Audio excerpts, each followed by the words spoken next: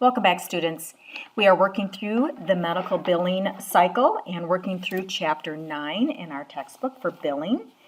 And just to recap, I've got my demo patient, Craig Test Smith, up, who is mirroring our Craig X Smith for you in Activity 913. And we have put through charges. Now remember, if you don't see charges in the open items window, refer back to that video that I made for saving charges, and that will help you to get the charges into the open items window. And then you need to build a claim. That was another video that I just did, so watch the build a claim if you need. Remember, our first claim column, the instant claim changes to the date after the claim is built. Now we're ready to enter insurance payments, right? So we've charged our patients, we've submitted a claim, now the insurance companies can pay. And when they do that, we get back what's called a remittance advice or explanation of benefits. Those terms are kind of used interchangeably. Explanation of benefits is usually referred to as a paper document, and remittance advice is usually referred to as an electronic version of it, but in any case, it is what we're looking at in order to enter payments. And for Craig X. Smith, his source document 9-4 is the explanation of benefits remittance advice, which is where I'm going to get this information. So if you haven't yet, turn to page 500 in your book and look at source document 9-4 with me so that you understand what I'm doing. So the insurance companies have paid, and just looking real quick at this EOBRA, the explanation of benefits, remittance advice, we can see we have procedure codes in the first column, right, what was done, and their corresponding charges. Those are from the fee schedule. That's what the organization charges for each one of those procedure codes. And then providers who belong to a network or within the insurance are given an adjustment or a discount, or patients who go to those providers are given a discount, so that's what that is.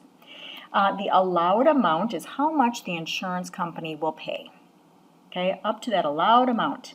If the patient has a deductible or a copay, we would see that in the next column. So let's say that if the patient owed 20% of every charge, which is kind of a standard deductible, like an 80-20 plan, we would see that 20% of charges in that deductible coinsurance copay column. And then we have what was actually paid to the provider. If we have codes, there would be different codes here for why things might have been adjusted differently. Maybe something was denied. That would be in that code reason column. And then the patient responsibility at the very end is how much the patient owes for each one of those charges. And I'm going to demo something with that when we're done here. So again, I'm looking at our November charges. I'm going to use this May one at the end for one other demonstration real quick.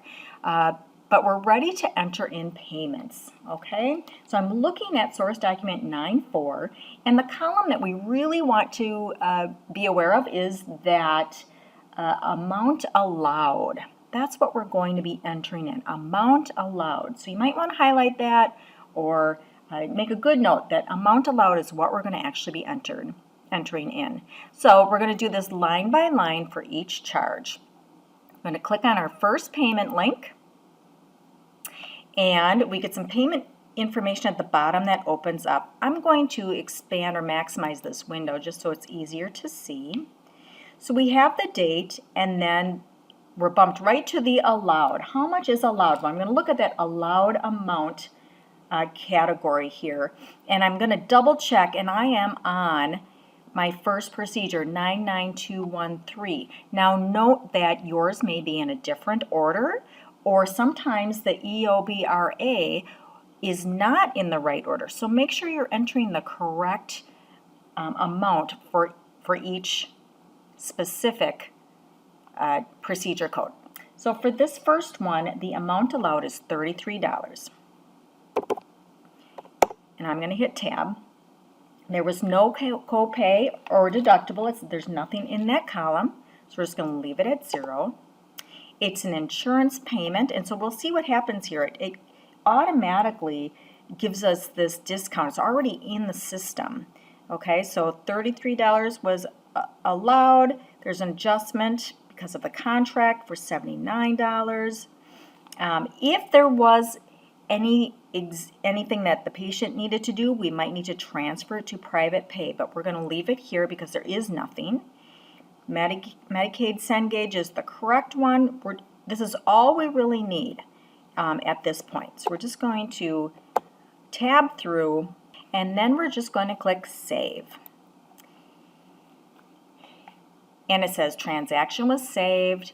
The action goes to update. Okay, so we know that one is done. Let's do the next one. We're going to click right on the payment for J7650. This again is for Craig Smith. The date automatically populates. The amount allowed on the explanation of benefits remittance advice for this procedure code is $7. So I'm going to type in 7 and hit tab. Tab works good because it will automatically fill some things in. There is no copay, but if there was, we would enter that there. If there's anything in that deductible copay column for the patient, we would enter it there. Hit tab. Once we hit tab, it automatically fills in the rest of this information. If the patient owes anything, we would change this to private pay, but he doesn't owe anything, so we're just going to leave that. And this one is done, and we'll click Save. Transaction saved, so we're good with this one. The last one, for his charge of $13.50. The amount allowed, again looking at the correct column here, the amount allowed was $6. That's what was paid. Hit tab. There was no copay. We're going to click that. It was an insurance payment, and it's an adjustment. Everything fills in. We're done. We're going to click Save. Transaction was saved. So we can see all of these are updated. All of those payments were put in. So that's how you put in the remittance advice and the information there so that everything is noted and it's in the system as the insurance paid their portion.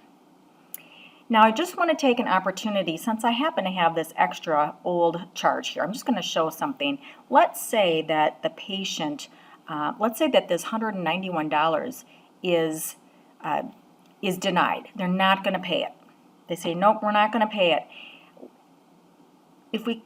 It would be shown on the remittance advice as not being paid. Okay. If it's denied, the allowed amount would be 0. And the copay would be 0 because it's not like a deductible. The insurance amount, we would make sure this says 0.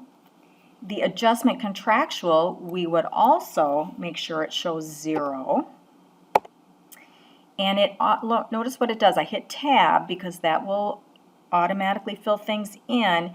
It says, okay, well, if it's not an insurance payment and it's not part of the contract, we assume it's going to be private pay. It's going to go to the responsible party, usually the patient or somebody that they live with. So here it pushed that $191 to private pay. Okay, and so you can see here the bill.